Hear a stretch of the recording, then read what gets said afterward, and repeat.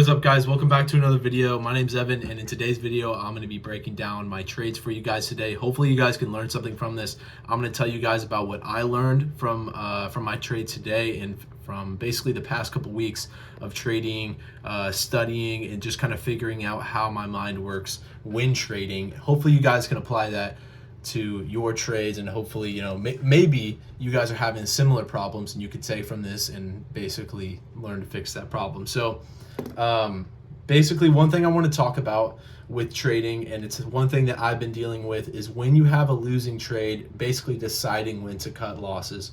And a lot of times I end up in a trade where I've added to a position consistently throughout the day. I've been adding, shares to this position because it's been going up. It ends up taking a dip, right? Or, a pullback of some sort, and it ends up, making me want to sell. And one thing I want to talk about today is just learning when to actually sell, and then learning when to actually hold on. So one position in particular today, I was down more than actually the same amount that I actually ended up making on that same position, right? So if we hop into my screen real quick, we can see TQQQ. Now, TQQQ off the rip at the beginning of the day, obviously it was, beginning to trend up. After the pre-market, TQQQ was down the entire pre-market, and it had a change of direction in the morning, and it ended up, starting to trade above. Obviously, we can see it went above this 200-day moving average, bounced around there for a little bit, ended up getting rejected, coming back down, and then pushing up again. Now, on the second push up, it pushed up above the 200. I bought in originally in that area, and then when I bought in that area, I was now at a price higher than it was about to pull back. But with that being said, regardless of where your price is, and this is one reason maybe you want to start adding shares, before you start to see something changing. Now, obviously not when you're below the moving average, but if the price is above the moving average and you start to see an uptrend, you could definitely push into a position more, because it's more so in your favor. But as we can see, right, it pushed above. I bought in around here. It ended up pushing up more, consolidating and pulling back. Now, when it pulled back below this EMA, right? It broke below that EMA, and then it pulled back and bounced around this moving average. Normally, when it would cross that EMA, I would have sold instantly.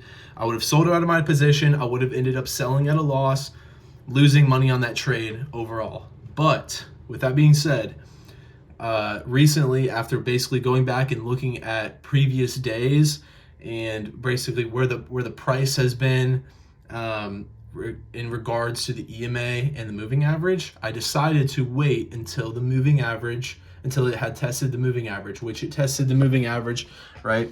Not once, but twice. Oh, sorry. Not once, but twice, the moving average, and then it continued to push up. Now, if I would have sold out when it crossed that EMA, I would have sold at a loss on my shares, and then it would have just basically tested this moving average and continued to push up. And for those of you who are wondering, this is the 200-day moving average, this green line here, and then the blue one is the 45-day EMA. And I've found that those are most accurate for the time being.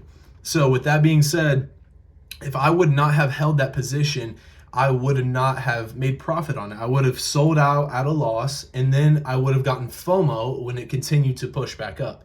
So learning when to sell out, for, in this case, this example, it was that break below the moving average. And another thing I want to take note of for you guys is when a stock breaks below the moving average, one candle is not considered a break below the moving average. It has to consistently be below the moving average and consistently be getting rejected by that moving average. And maybe it's one time, maybe it's two times, right? You be the judge on that. But in this case, right, we broke below this EMA, and then when we went to break below this moving average, a candle literally, like a second here, broke below that. But if I would have sold on that, I would have lost all my money, right?